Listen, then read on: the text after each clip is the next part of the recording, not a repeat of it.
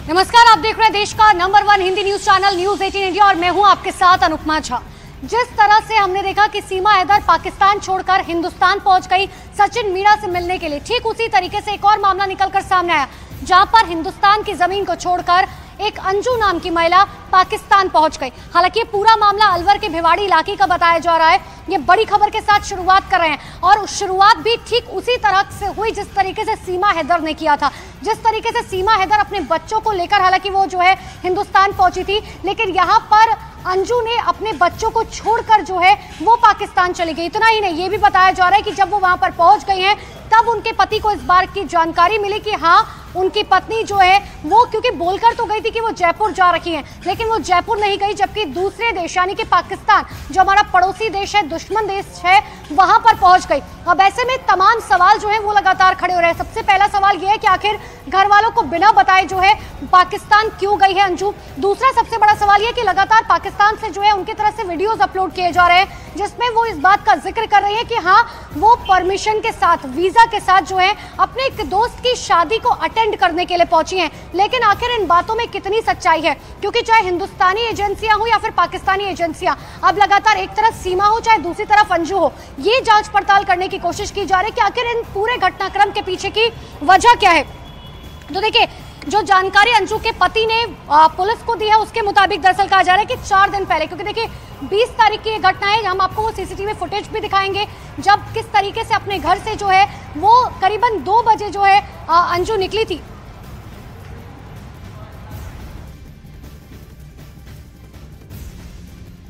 अंजू पाकिस्तान चली गई है लीगल पासपोर्ट के साथ।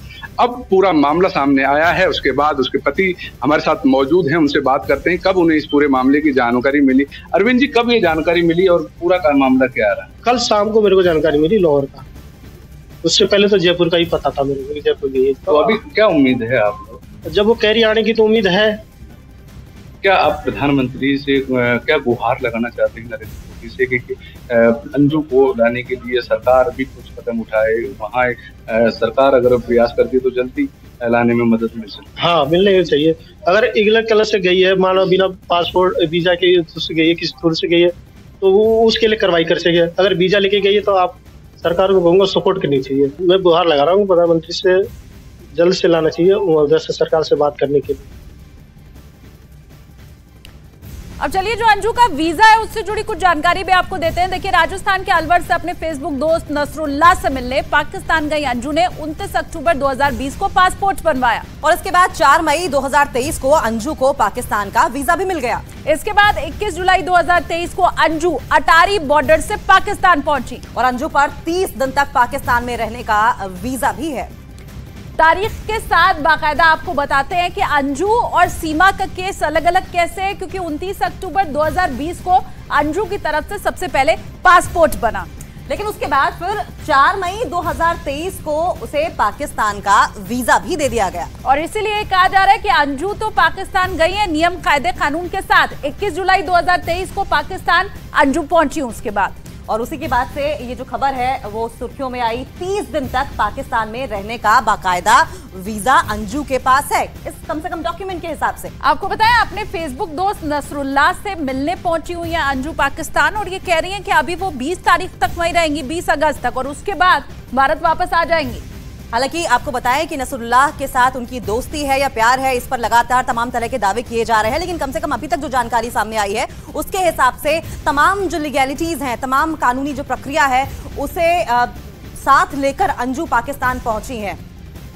और चलिए, हमारे साथ इस वक्त अंजू के मामा जुड़े हुए हैं, तो उनका हम रुख कर लेते हैं।